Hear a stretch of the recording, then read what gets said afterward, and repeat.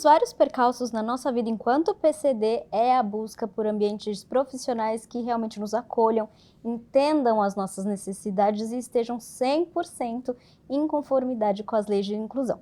Um desafio dos grandes. E é sobre isso que nós vamos falar no programa de hoje.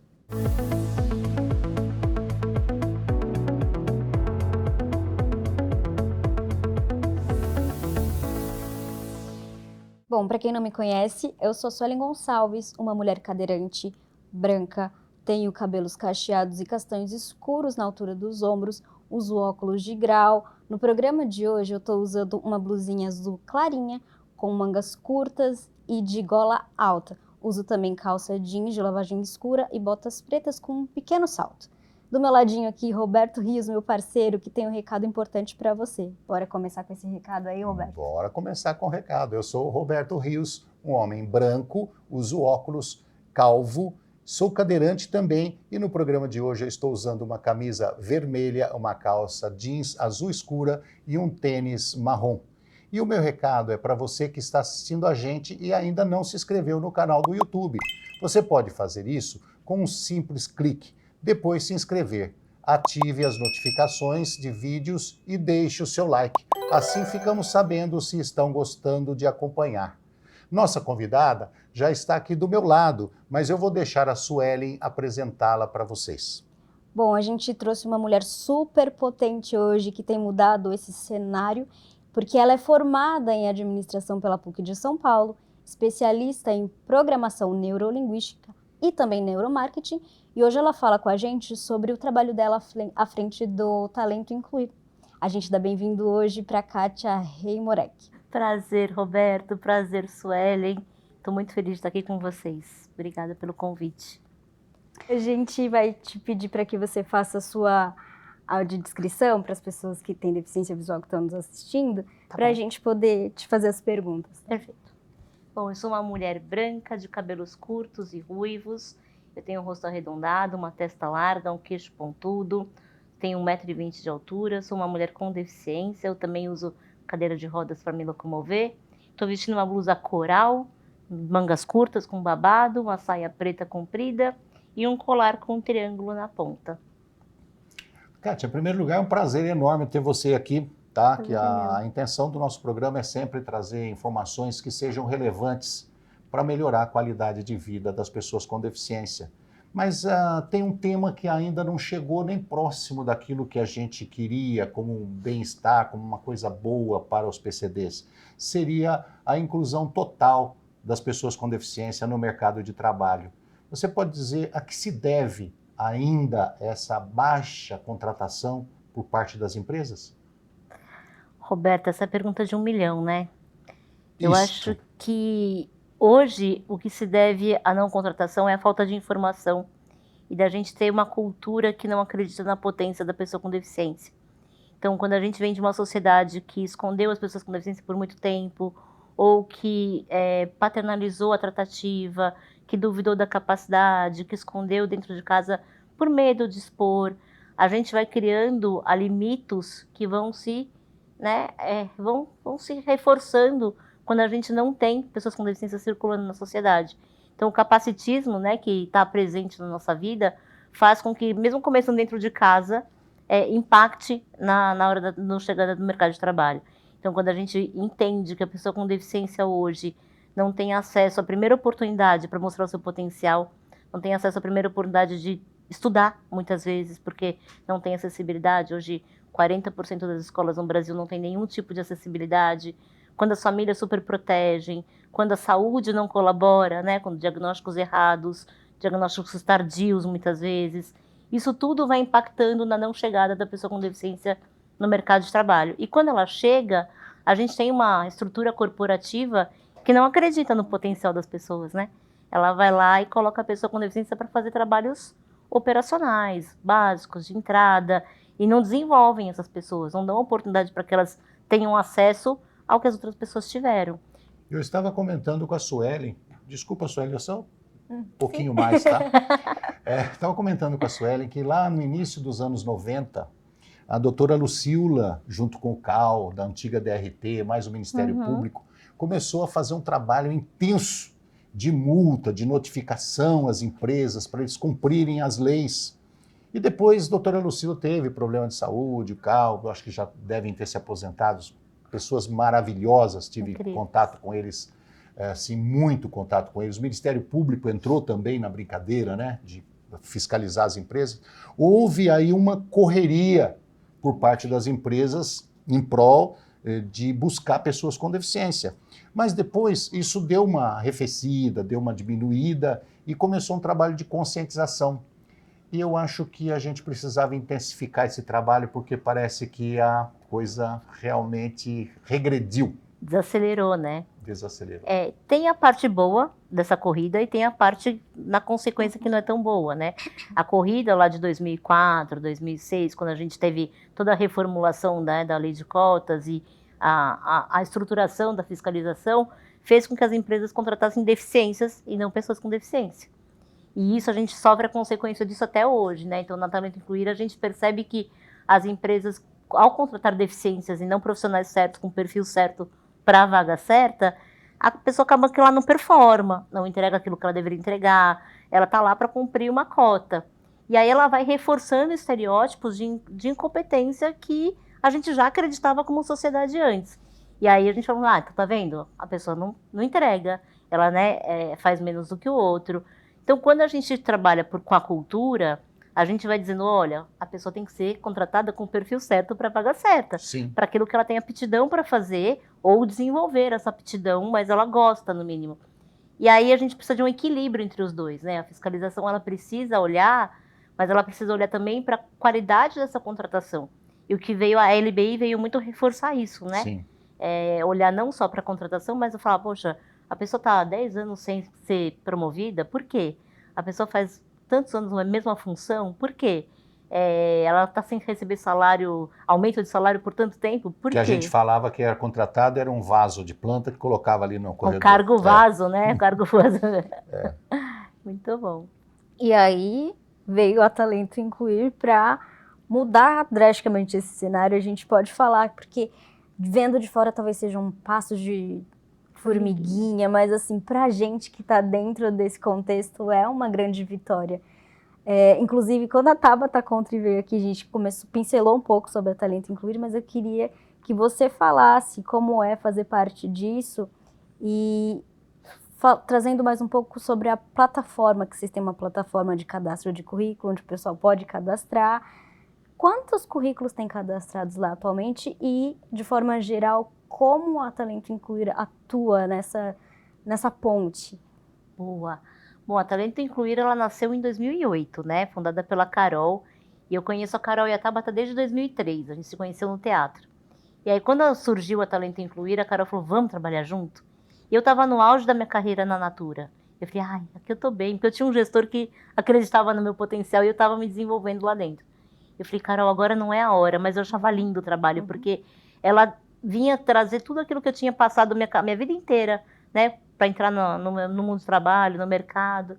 Eu falei, Carol, a hora que der, eu vou. E aí as coisas foram acontecendo, e quando foi em 2018, eu saí da Natura, falei, Carol, saí, topa, ela vem para cá amanhã.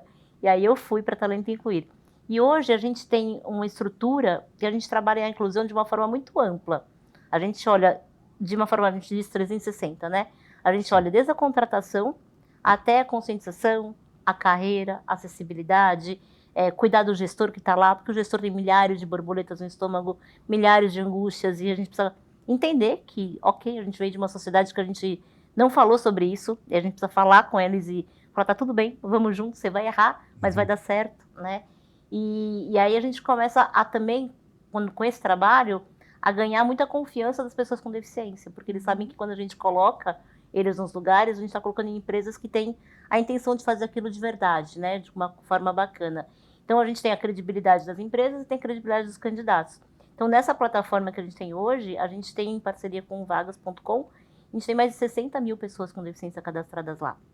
Só que a gente precisa da ajuda da galera com deficiência aí, galera com deficiência que está me ouvindo, atualiza os seus dados, coloca as informações lá. Porque hoje grande parte das contratações que a gente faz, a gente tem que fazer hunting, a gente tem que caçar as pessoas, né?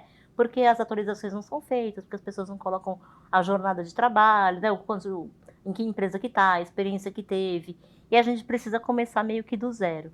Então, a plataforma é incrível, a gente tem todas, né, as informações lá, mas muitas vezes elas estão muito atrasadas e a gente precisa correr atrás. Mas a ideia é essa, hoje a gente já colocou mais de 9 mil pessoas com deficiência no mercado de trabalho. Que lindo. E temos uma meta até 2027 de colocar mais 8 mil. Então, Kátia, falando nesse 360 graus que você comentou, ou seja, você vai buscar o trabalhador, vai encaixar ele na empresa, vai aconselhar o pessoal em qual setor que ele tem que ficar, porque ele tem uma habilidade, né? Ele tem uma potencialidade para aquilo ali, e acompanhar o desenvolvimento. Hoje, a gente sabe que tem lei que obriga as empresas a contratarem. sim. Mas não existe uma lei que obrigue a empresa a fazer a evolução dele normal como qualquer outro pela capacidade dele, né? Aonde vocês recorrem quando existe essa trava? Fala assim, não vamos promover o cara, ele é deficiente. Não, tem que ter uma ferramenta, né? Então você chega a lembrar as empresas, olha, tem uma lei, você tem que contratar. Agora, depois de contratado, tem uma LBI que também fala sobre evolução. Vocês chegam a lembrar a pessoa sobre isso? Bom, hoje, infelizmente, as empresas procuram a gente por conta da lei de cotas, né? Então, a gente não precisa lembrá-los da lei de cotas, mas a gente é lembrado o tempo todo porque é o que motiva as empresas a contratar. Mas quando a gente está dentro da empresa, a gente começa a fazer esse trabalho de conscientização, a gente lembra que existe duas formas deles fazerem a inclusão, né?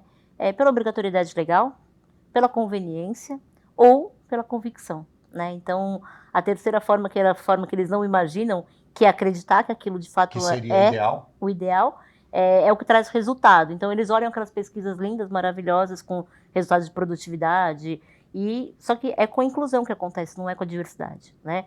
E para que a inclusão aconteça, a gente precisa conscientizar as pessoas, precisa levar informação. E aí, muitas vezes, a gente tem que lembrar que a LBI, ela garante a contratação com qualidade da pessoa com deficiência. Mas a LBI a gente ainda usa pouco como argumento, a gente usa mais a produtividade, a lucratividade do negócio. Ok, vocês estão curtindo o nosso programa? Só que nós precisamos chamar um intervalinho, não saia daí, Diversidade volta já com mais informação sobre empregabilidade.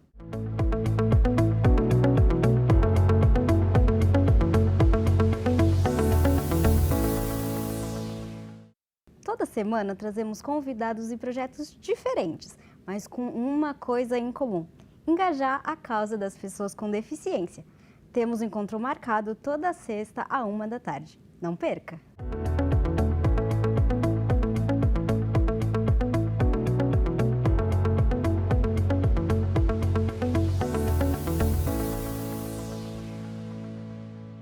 A gente está de volta com o programa Diversidade. O assunto de hoje é mercado de trabalho para as pessoas com deficiência. A Kátia está aqui para elucidar esse assunto que ainda é um pouquinho delicado.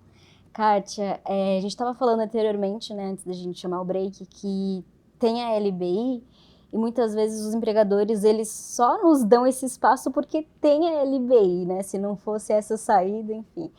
Mas que mudanças a gente pode pontuar que vieram por causa da LBI? Mudanças significativas para a gente? Boa, eu acho que a lei de cotas já era, né, um bom impulsionador da empregabilidade, mas a LBI veio trazer um olhar de mais cuidado para as pessoas com deficiência, né? Então, o provocar a empregabilidade ela é importante, mas com que condição? Né? Com qual é o impacto disso ser mal feito na vida da pessoa com deficiência? O que eu reforço nela de estereótipos quando eu não cuido dessas pessoas, quando eu segrego dentro das empresas e não incluo de verdade? Então, a LBI ela vem muito olhar, primeiro de uma forma mais ampla para a pessoa com deficiência, né? Não só no âmbito do trabalho, mas de uma forma muito mais com senso de comunidade, né? Quando você pertence a esse espaço, mas para o trabalho a gente começa a perceber um espaço de desenvolvimento, de carreira, de continuidade da contratação. Então, quando a gente transforma a diversidade em inclusão, né? Então, acho que a LBI ela vem reforçar um pouco a qualidade. Eu falo que diversidade é quantitativo e inclusão é qualitativo. A LBI está no qualitativo e a lei de cotas no quantitativo. Acho que ela veio para mostrar que nós somos eficientes, né? Eu acho isso. que muitas vezes as empresas veem a gente como um gasto. Aí ele veio mostrar ao contrário disso. É isso mesmo. Ô, Kátia, hoje você, como profissional da área, você tem uma visão bastante profunda do assunto, né? Nos detalhes, mas você também passou pela época em que você queria ser contratada, lá atrás, certo? Conta um pouquinho da sua experiência pessoal, lá antes de você trabalhar com esta área de empregabilidade, você estava procurando o seu emprego, o seu espaço. Você se sentiu assim desprezado em algum momento? Você sentiu capacitismo? Você sentiu que as empresas não acreditavam muito no seu potencial? E hoje? Dá uma breve relato para a gente. Roberta, essa jornada ela foi bem cruel, assim. Eu sou uma pessoa extremamente privilegiada, né? Eu tive acessos à saúde, à educação, a uma família que me apoiou. Então eu sempre achei que eu ia conseguir tudo. E aí quando eu fui para a faculdade, eu fui procurar estágio, como todo mundo vai procurar estágio. E aí começaram os nãos, né? Aí você vai no processo de seleção, vai até o final. Ah, mas você é muito boa, mas não dá para te contratar. Ah, infelizmente a gente não tem espaço para você. E aí os nãos começaram a bater muito na minha porta. Eu falei, existe uma barreira que eu não tinha encontrado até então. Então para mim foi um grande choque, porque eu sempre achei que eu podia tudo. E que era dava. Aquela porta de vidro que você não tinha enxergado, mas também não passava. E eu tinha acabado de dar de cara com ela, né? Então, assim, para mim foi um choque de realidade muito grande. Mas o maior choque de realidade foi quando eu fui para a minha primeira entrevista presencial, que anterior a ela, eu fiz 2 por telefone e não contei que eu tinha deficiência. Aí eu falei, não vou contar, vou esconder. E aí escondi, só que eu cheguei na hora da entrevista, eu fiquei 4 horas esperando a pessoa me entrevistar e ela não me entrevistou. Porque ela não esperava uma pessoa com deficiência para aquela entrevista. Então, naquela época não tinham vagas afirmativas, não tinha a cultura que a gente tem hoje, não tem... Quando as pessoas perguntam para mim, Kátia, evoluiu? Eu falei, muito, gente. Evoluiu muito. Tem muito para evoluir ainda, concordo. Mas evoluiu muito, porque as pessoas não esperavam a gente nos lugares e elas nem olhavam para a gente, elas ignoravam. Então, o meu posicionamento naquela época foi de não desistir. E eu tinha toda uma estrutura familiar que me permitia que isso não acontecesse, né? Mas muitas pessoas desistem no meio do caminho porque acham que, de fato, aquilo não é para elas. Então, eu passei por vários momentos que eu falava, poxa, eu inclusive fiz uma segunda faculdade. Porque eu falei, bom, se por administração de empresas eu não consigo, eu vou pela área de comunicação. Eu vou porque o pessoal de comunicação deve ser mais mente aberta. Era um estereótipo que eu tinha na minha cabeça. E aí eu fui tentando por outro caminho para tentar me colocar no mercado de trabalho. Mas foi uma jornada bem, bem cansativa, até que eu encontrei, e aí eu fui, né, achando ali caminhos para chegar onde eu cheguei hoje, mas precisa de muita persistência, muito apoio da família, e que não é a realidade da grande maioria das pessoas com deficiência. Você quer ver só uma coisa? A Sueli não vai lembrar disso, porque a Sueli é muito novinha, não é da nossa época. Não. As grandes empresas, antigamente, tinha aquele médico de jaleco branco, que ficava sentado atrás de uma escrivaninha, com o cinzeiro lotado de bituca de cigarro, certo? Antigamente. E eles tinham a função de avaliar a sua capacidade de trabalhar ou não.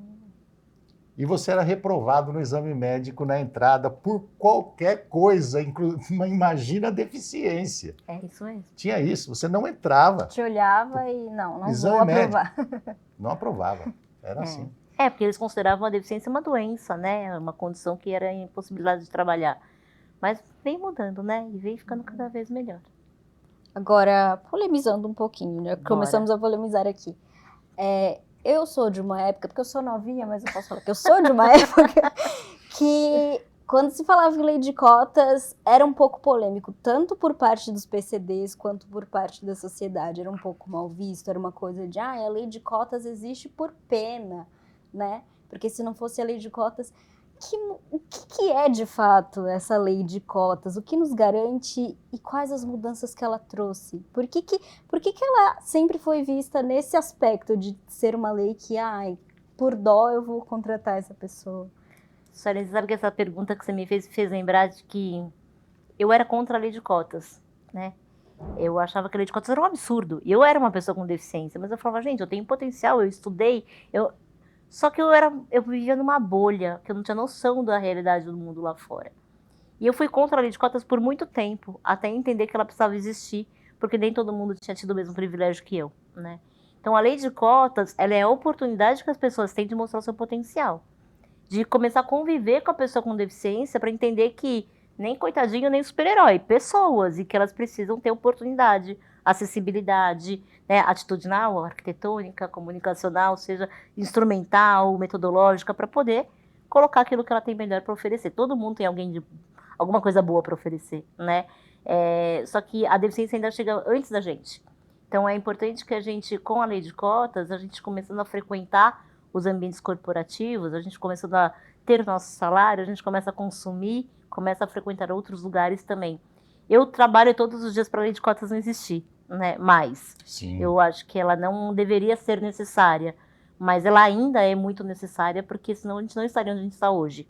A gente precisa falar muito sobre isso ainda, a gente precisa ter muito espaço para troca, espaços como esse, e não só para conscientizar as pessoas sem deficiência, mas para conscientizar as próprias pessoas com deficiência. Porque muitas delas se apegam nisso, eu não vou conseguir, acreditam naquilo, porque aquilo é a realidade delas até aquele momento, e não se jogam, não vão. Então, uma coisa que toda vez que eu cruzo com pessoas com deficiência que falam, isso não é para mim, eu falo, vai.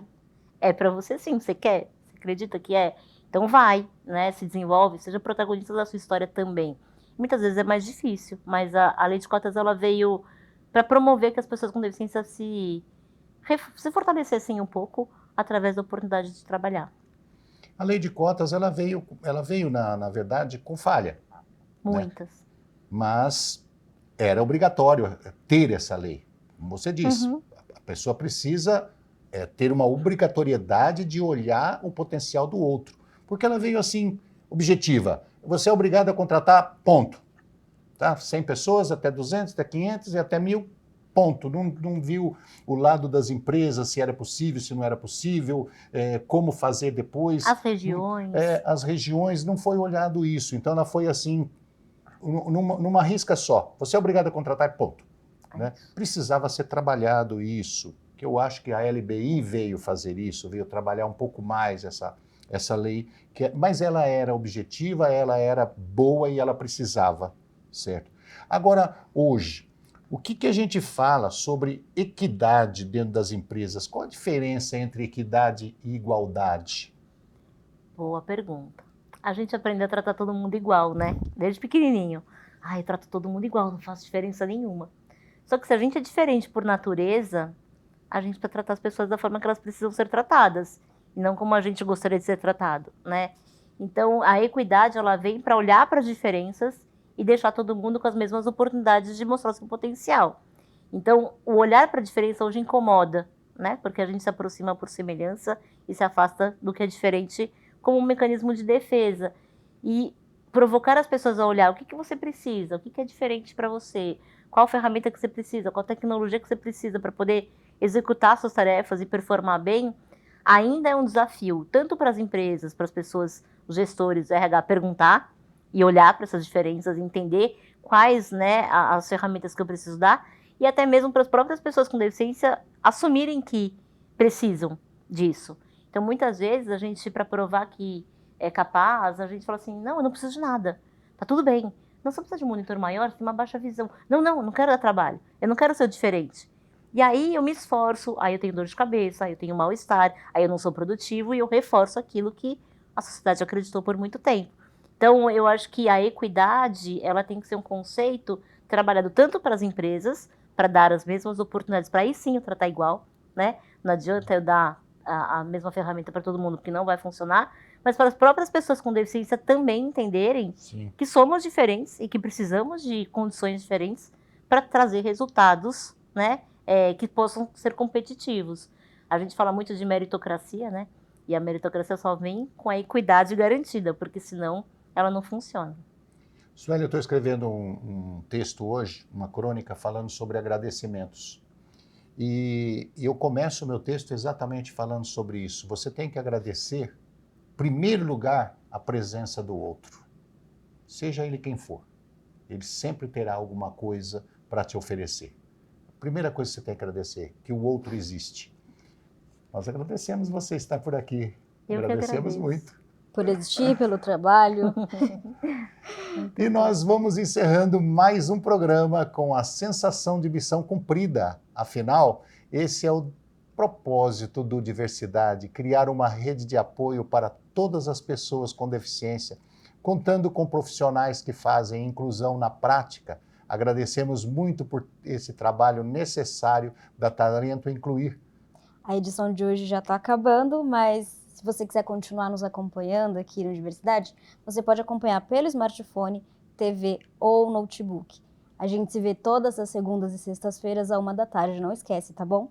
Rede Câmara São Paulo, sua conexão com a política da cidade.